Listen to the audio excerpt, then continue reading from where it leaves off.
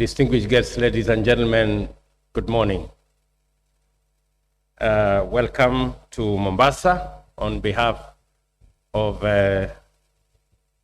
Governor Nasir and the government of Kenya, I take this opportunity to welcome you to Mombasa, this historic city. For those of you who have read a bit of history, this is where Vasco da Gama operated from, and he's taken quite a bit of history lessons in Kenya. So find your way around, you will find traces of Vasco da Gama and all the other people that came around for business, for trade, and eventually became part and parcel of our history. It is an honor for me to join you this morning at this very important gathering. And before I proceed, I take this opportunity to welcome you to Kenya. As you may have already discovered, it is a land of unparalleled natural splendor, magical attractions, and wonderful delights, and warm hospitality. We invite you to take advantage of this visit and savor the full range of magical Kenya and look forward to an experience that you can remember. I recognize Attorney Generals present in our meeting, Directors of Public Prosecutions, and Prosecutors General present in this conference, and I do not take your attendance for granted. Noting that this gathering is our continent's top professionals in law enforcement sector, is the 16th annual Africa Prosecutors Association Conference and annual general meeting. I commend the leadership and entire membership of the association for the consistency with which you have pursued the continuous and incremental development of the prosecutorial discipline. The evolution and growth of a Pan-African network of government legal professionals specialized in the domain of law enforcement is a highly encouraging development for many reasons. First, it signifies the entrenchment of a sustainable framework for the consistent enhancement of professional capacity in the areas of public prosecutions. Secondly, this framework holds great promise as a robust anchor for effective collaboration and the establishment and maintenance of effective cross-border networks based on mutual understanding among professionals in law enforcement. Thirdly, with the advent of globalization, the emergence of transnational criminal activities of great variety and complexity, relying on sophisticated technology and taking advantage of public and private sector infrastructures, demands the creation of commensurate law enforcement infrastructure capable of disrupting them and enforcing accountability. Pessimists frequently lament that Africa is vulnerable because it lags behind in effectively plugging into the opportunities brought about by globalization. The existence of a long-standing Pan-African network of specialized legal professionals, however, indicates that we have the potential to get ahead of the most daunting threats to law and order, regardless of sophistication or complexity. Your presence in this forum today is great news for Africa and also for Kenya. This event is highly welcome, and we are delighted and honored to host you. It is not lost on us that the privilege of hosting an event of this magnitude is an expression of confidence in the office of the Director of Public Prosecution here in Kenya. The honor of hosting a continental conference of this standing is not conferred casually or arbitrarily. Because of the transparent and accountable manner in which the Office of the Director of Public Prosecution operates, it is possible to observe the facts regarding its performance and achievements which elicited this tremendous peer endorsement. Since its establishment just over a decade ago, the ODPP has made impressive progress on a consistent basis with cumulatively radical impact on efficiency and efficacy of the law enforcement sector. Year after year, the ODPP has been able to report considerable improvement in the capacity to prepare files and prefer charges which can sustain high rates of prosecution and conviction. To do so, the ODPP deliberately enhanced the professional, technological, infrastructural, and organizational capacity to fulfill its constitutional mandate under Article 157 and 158 of the Constitution of Kenya and live up to its vision to be a just, fair, and responsive prosecution service. In order to fulfill its mission of providing its services impartially, effectively, and efficiently, the ODPP resolved to pursue the strategic path of specialization in the context of incrementally deepening organizational capacity.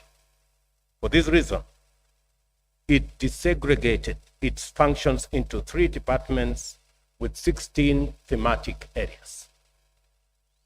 This facilitated dedicated focus on conventional as well as emerging criminal activity, promoting greater efficiency.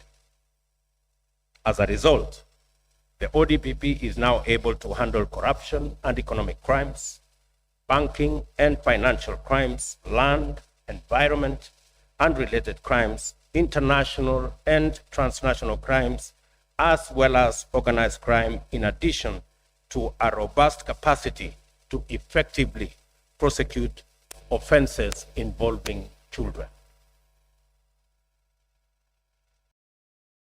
Also, gender-based violence, hate speech, and election-related issues, besides others against the persons and offenses against public order. The rate of success has dramatically improved and continues to rise, creating confidence within the rest of the law enforcement chain, as well as the public, that accountability for criminal offenses is a feasible public good. I'm also aware that the ODPP is highly modernized, professional, and future-looking organization able to effectively engage in a rapidly evolving law enforcement environment. Its responsiveness is enhanced through an active stakeholder engagement strategy. Beyond aspiring to achieve complete digitization, which is part of the overall government policy in digitizing all government services, the ODPP aims to fluently deploy artificial intelligence and blockchain technology to unlock crime mapping, incident, and partner forecasting capabilities. I have encouraged our Director of Public Prosecution to deploy all necessary capabilities, especially in the technology space, with the support of the whole of government, so that we can leapfrog our capabilities and capacities in managing crime, both at national and international level. The ODPP has demonstrated that through scrupulous adherence to its constitutional mandate, continuous pursuit of high professional standards, and strategic leveraging of technology, an institution can grow rapidly within a short period and attain global standards of excellence. I say this also knowing clearly that there has not been a smooth operation of the institution. There's been threats to it from politics and other elements, And when you speak about political goodwill or political will, it is a fundamental ingredient in ensuring that justice is delivered and the criminal justice system remains independent, remains professional, and remains focused on its mandate.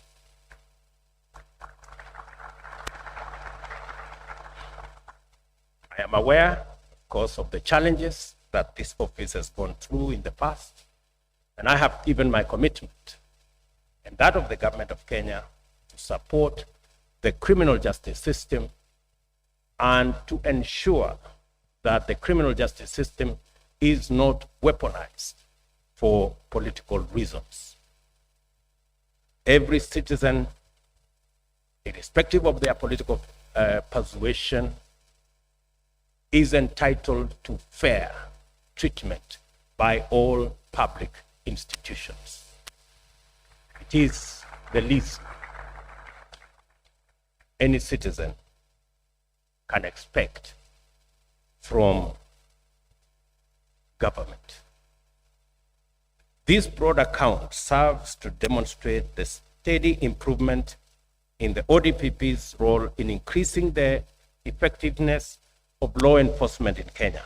I am sure that a considerable portion of this impressive achievement is attributed to the fact that the ODPP fraternizes with Pan-African networks of ambitious, professional, effective, and forward-looking professionals determined to keep our territories and people safe and secure. And listening to those of you who have had an opportunity to speak in this conference, I am confident that your influence over our Office of the Deputy of the Director of Public Prosecution is evident. And I can see clearly that fraternizing with the kind of people, with the kind of experience that I see in this room has greatly improved our own performance of the Office of Director of Public Prosecution in Kenya. And I want to encourage you to continuously ensure that you share experience, you share knowledge, you build networks to support our continent. I am a great believer that this is the continent of the future. We have tremendous opportunity as a continent. We are a continent of great resources. We are a continent that has 65% of all uncultivated arable land in the world, and therefore we hold the future to not only feeding the world, but steamrolling the economy of the world into the future. In any case, a quarter of the people in the world will be living in this continent by 2050, and therefore it is necessary for us to continuously constitutionalize our politics and our governance, democratize our economies, and build sound institutions to protect our governance and to protect our economies. And in the middle of those institutions is the criminal justice system that you, the prosecutors, have the honor to preside over. I want to encourage you that the future of our continent, the future of the institutions of our continent is in your able hands to protect those institutions from criminal elements, from unnecessary and undue political influence, so that we can march into the future knowing very well that we are on sound footing of a constitutional governance framework in our continent, protected by a democratized economic framework that allows every citizen from the bottom up, and ensuring that institutions are built strong enough to secure our collective future. From this point, in the evolution of our prosecutorial institutions, it is time to venture forth into the next frontier. The theme of this conference adequately anticipates the next sequence, demonstrating that our confidence in the power of the APA to challenge, inspire, and positively influence the trajectory of law enforcement throughout Africa is not misplaced. Strengthening coordination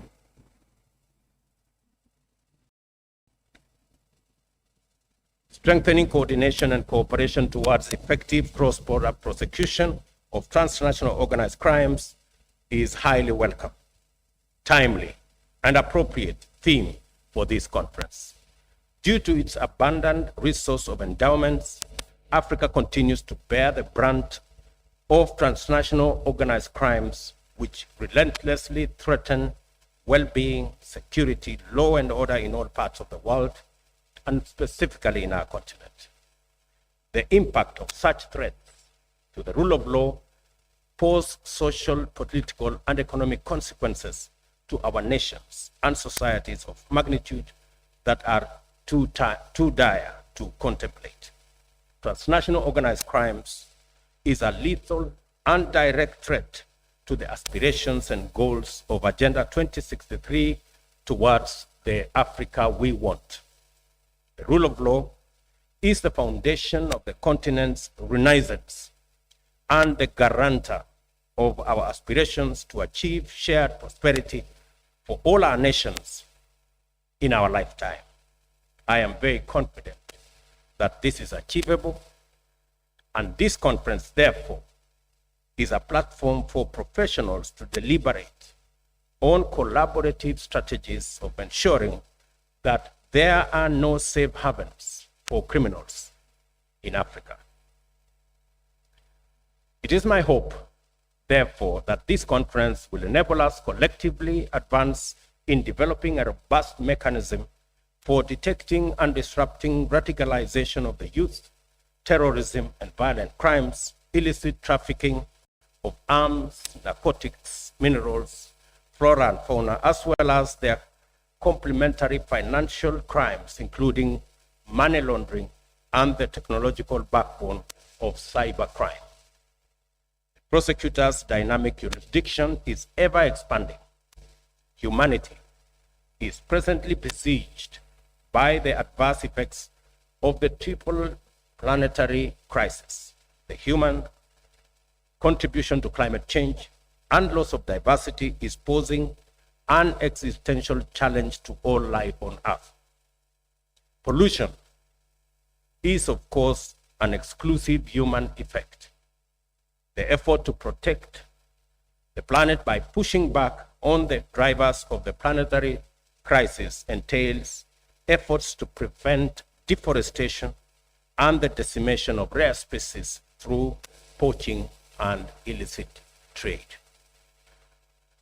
This is the context in which Africa prosecutors must view crimes like poaching, illegal logging, and various configurations of trafficking.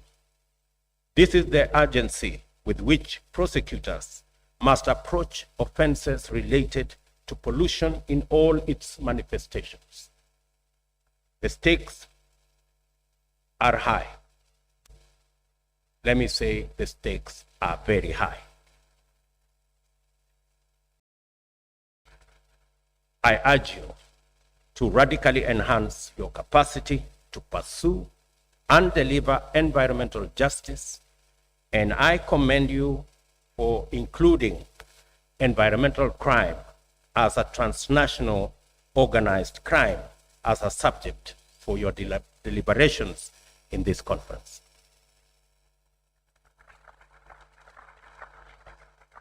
Given that many of the challenges we face in Africa are shared global phenomena, I encourage the Africa Prosecutors Association to expand its collaborative network in order to plug into the framework of international cooperation and develop multilateral agency strategies for the prosecution of transnational organized crime. And I welcome the suggestions and also the offer by our development partners to work with us in ensuring that we build on the successes that already exist, the networks that already exist, the capacities that are in place for us to improve on our capacities locally and shared across the continent. This conference is therefore an opportune moment to strengthen regional, continental, and global frameworks of cooperation and the collaborative development of bilateral, regional, and multilateral strategies that enhance synergy and leverages the body of existing instruments to prevent and deter new and emerging crimes. Prosecutors are the gatekeepers of the criminal justice system. They are the most visible custodians of the rule of law and the guardians of public interest in the enforcement of accountability for criminal offenses. The expectations which fall on the prosecutor are heavy.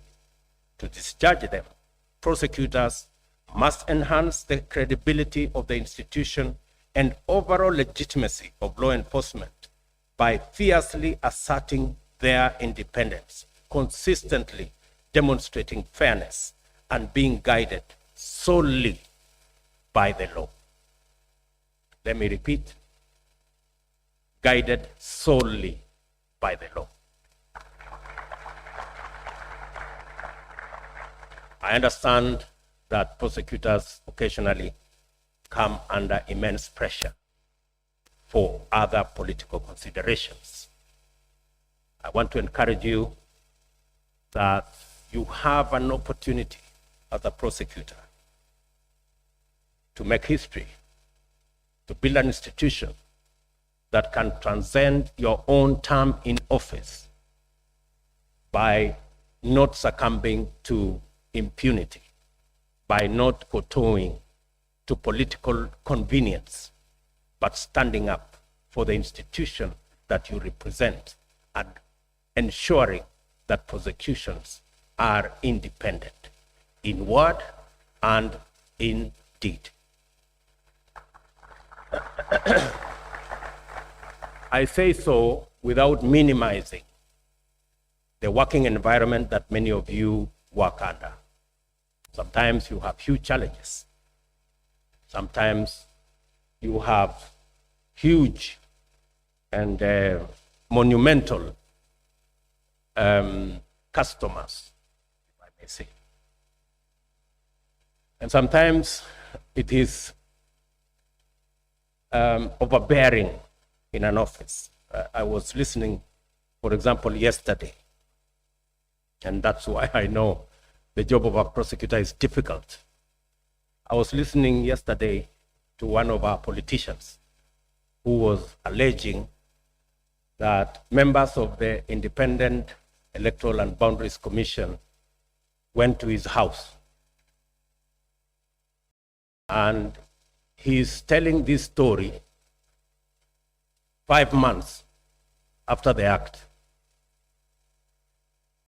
And he's volunteering this information laced with insinuations that the officials had gone there for something he has not disclosed. It begs the question, if it is true, what were these officials doing in your house at your invitation? Being a candidate, how did you end up inviting officials of an independent body to your house? It also begs the question, you had an opportunity to bring up this evidence of alleged bribery before 7 judges of the Supreme Court. You did not. You have instead chosen to take this big announcement to a political rally. I can see that the job of a prosecutor is really difficult if you have to deal with such. However, the government of Kenya remains committed to promoting public confidence in constitutionalism and the rule of law by respecting, defending, and upholding the independence of national institutions and eradicating undue influence and weaponizing tendencies. We are committed to promoting an ideal environment for the revival of prosecutorial zeal, guided by national values and principles of governance and underpinned by sound grasp of constitutional mandate. I therefore affirm that the government of Kenya will deliver on its commitment to allocate adequate resources to enable agencies throughout the governance, justice, law, and order sector, including the Office of the Director of Public Prosecution, to perform their functions effectively and efficiently. We have not, and I have told the Director of Public Prosecution, we have not asked the Director of Public Prosecution's office to do any favor for us in return for funding their office. It is their right to discharge their mandate as an office, that a mandate given to them by the Constitution of Kenya. And we have no trade-offs, and we will have none. We want them to discharge their responsibility. We will do ours, and we must be founded on a firm, strong foundation of the rule of law. It's good without saying that a commitment to prosecutorial zeal must always take full cognizance that we are a democratic society dedicated to the realization of the greatest extent of fundamental rights and freedoms. In this context, the measure of professionalism, integrity, and legitimacy is the protection of fundamental rights and freedoms of citizens as the principal end of law enforcement. I think let me repeat this for clarity. I have said the measure of professionalism, integrity, and legitimacy is the protection of fundamental rights and freedoms of citizens as the principal end of law enforcement. As I conclude, I commend the Africa Prosecutors Association for graciously designating Kenya to host this year's conference, and congratulate the Office of the Director of Public Prosecution for earning that great opportunity on behalf of Kenya. Being able to join you today has affirmed my optimism in the future of governance, the rule of law, justice, and law enforcement on our continent. And we look up to you as policymakers to stand up to any measure or any kind of impunity in our continent, so that we can harness the opportunity and the great momentum that we can to drive our continent into prosperity. The history of peace, security, and shared prosperity in Africa shall have a chapter dedicated to the role of prosecutors in faithfully stewarding sustainable development by safeguarding the integrity of our vital institutions. And maybe I am making this conference too serious. But if any one of you underestimated the seriousness of what you do, let me again say,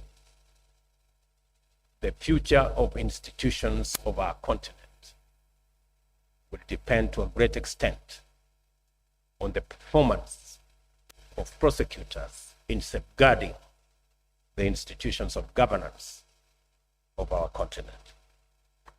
I now declare the 16th Annual Africa Prosecutors Conference officially open, and wish you very fruitful deliberations. God bless you all. God bless Kenya, and God bless our great continent of Africa. Asanteni sana. Thank you very much.